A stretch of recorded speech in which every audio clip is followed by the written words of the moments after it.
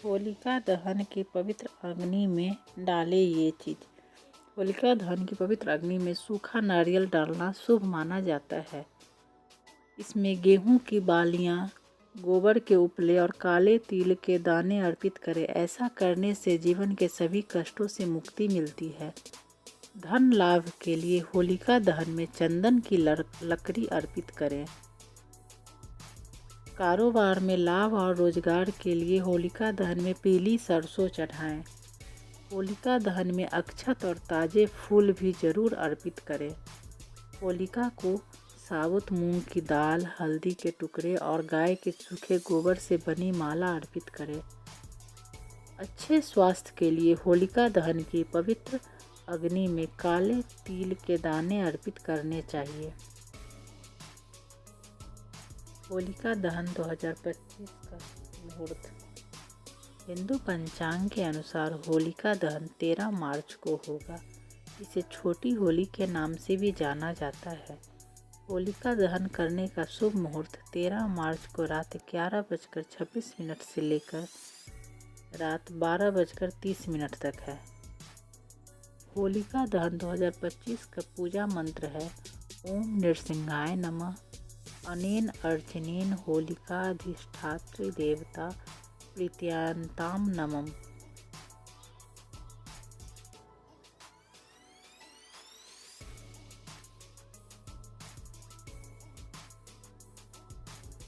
हर साल की फाल्गुन पूर्णिमा तिथि पर होलिका दहन करने की परंपरा है। इस साल होलिका दहन 13 मार्च दिन गुरुवार को किया जाएगा। होलिका दहन पर भद्रा काल का साया भी रहने वाला है। ज्योतिषविदों की माने तो छोटी होली पर पूरे दिन भद्रा का साया रहेगा, इसलिए होलिका दहन के लिए लोगों को बहुत कम समय ही मिलने वाला है। आइए आपको होलिका दहन का मुहूर्त और कथा बताते हैं। होलिका दहन की तिथि और मुहूर्त इस साल फाल्गुन पूर्णिमा 13 मार्च को सुबह 10:15 से प्रारंभ हो जाएगी और 14 मार्च को दोपहर 12:24 और इसका समापन होगा। चूँकि छोटी होली पर दिन भर भद्रा का साया रहेगा, इसलिए रात को 11:26 से भद्रा समाप्त होने के बाद होलिका दहन कर सकेंगे। होलिका दहन पौराणिक कथा। हिंदू पुराणों के अनुसार हिरण्यकश्यप नाम का एक राजा कई असुरों की तरह अमर होने की कामना करता था। इस इच्छा को पूरा करने के लिए उन्होंने ब्रह्मा जी से वरदान पाने के लिए कठोर तपस्या की।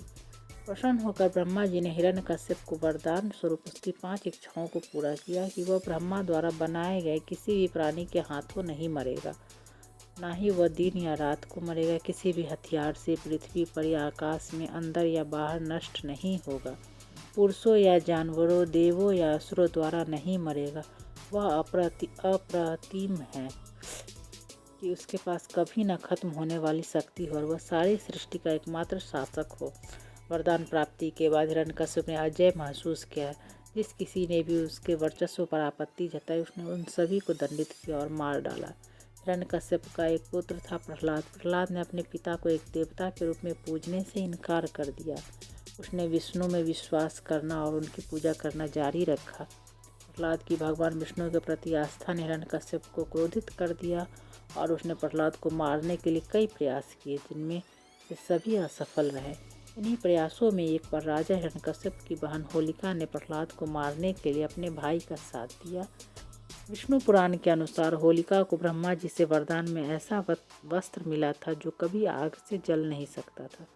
बस होलिका उसी वस्त्र को ओढ़कर प्रहलाद को जलाने के लिए आग में बैठ गई। जैसे ही प्रहलाद ने भगवान विष्णु के नाम का जप किया, होलिका का अग्निरोधक वस्त्र प्रहलाद के ऊपर आ गया और वह बच गया, जबकि होलिका भस्म हो गई।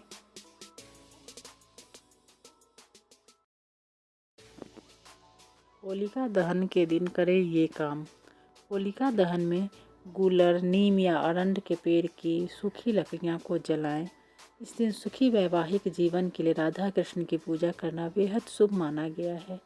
होलिका दहन से पहले अग्निदेव की विधि विधान से पूजा की जाती है। होली के दिन घर के मुख्य द्वार पर गुलाल छिड़के और उस पर 2 मुख्य दीपक जलाएं। दीपक बुझ जाए तो उसे होलिका की अग्नि में डाल दें। सुख समृद्धि के लिए परिवार के प्रत्येक सदस्य को होलिका में घी में भिगोई हुई 2 लौंग, 1 बतासा और 1 पान का पत्ता चढ़ाना चाहिए। होलिका के 11 परिक्रमा कर सूखे नारियल की आहुति देनी चाहिए।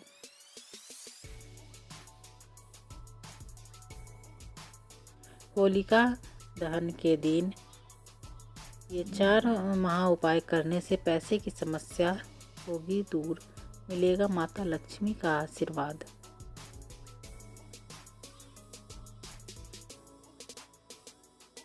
होलिका दहन से पहले घर की टूटी फूटी चीज़ों को, खासकर जो लकड़ी की हों, उन्हें होलिका में डाल देना चाहिए। इससे आपके घर की दरिद्रता दूर होती है और घर में पॉजिटिव एनर्जी आती है। इसके अलावा होलिका दहन के दौरान गाय के गोबर से बने कंडों को भी होलिका में डालना चाहिए। इससे घर की नकारात्मक ऊर्जा दूर होती है।